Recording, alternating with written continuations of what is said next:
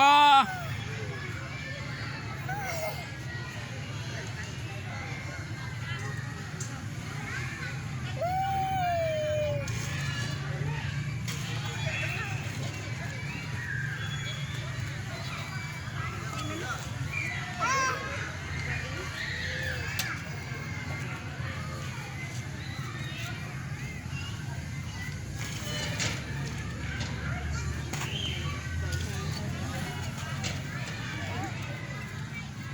เห็ดไงมันถูก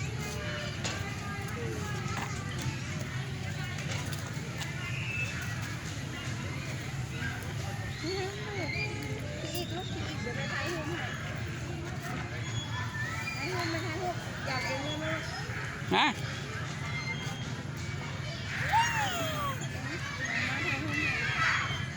อยากแห้งๆลูกอยากแห้ง